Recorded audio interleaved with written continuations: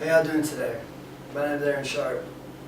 Basically, I'm going to run through kind of the three main factors that I've ran into as far as kind of a struggle or hardship on this journey here to Jacksonville from Louisville, Kentucky. One, I'm going to tell you kind of where I'm at right now living.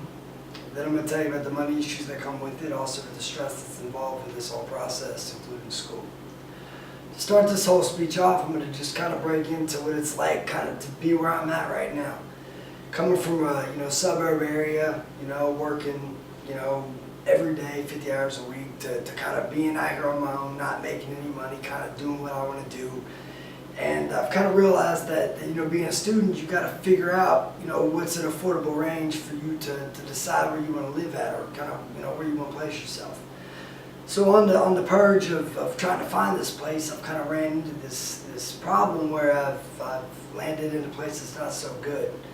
At first it was kind of a culture shock to me, but not only that, I kind of took the positive note of it, and that was to see where I stand, to kind of see where I need to work towards and where I want to place myself. It's kind of a scale.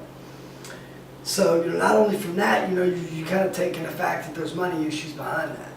So jumping to the next factor, I'm going to just explain to you guys, I know us being students, it's hard to make some money. It's hard to kind of want to get a job. You're trying to pursue your own abilities and your artistic abilities and finding what you want to do.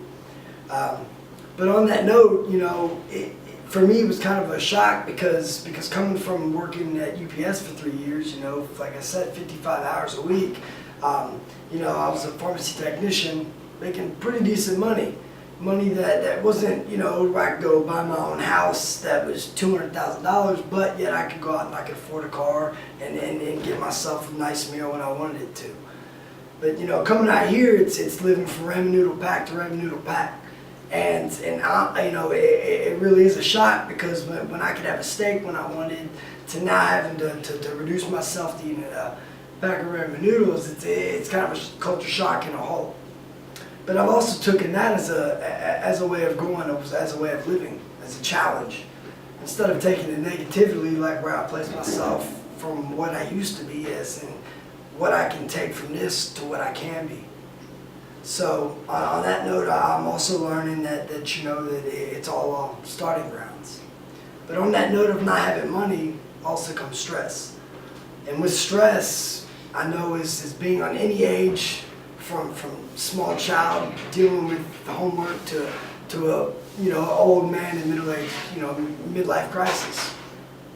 But here I am as a student, stressing because I don't have money, trying to obtain a lifestyle that I used to live, but I can't because now I'm trying to make a different or better lifestyle than I used to.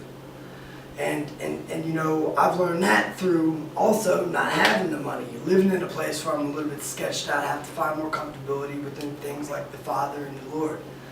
But although all these things and all these problems and issues that occur through these things, I ultimately at the end of the day take that it's only building character within myself. To be able to humble myself, to learn the people that are around me and the cultures and societies that stand, for me to be able to adapt and be able to obtain the mindset that I need to be able to move forward with what I'm trying to do.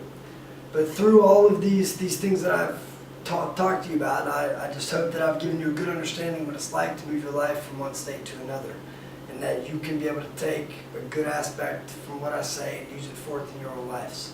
Thank you.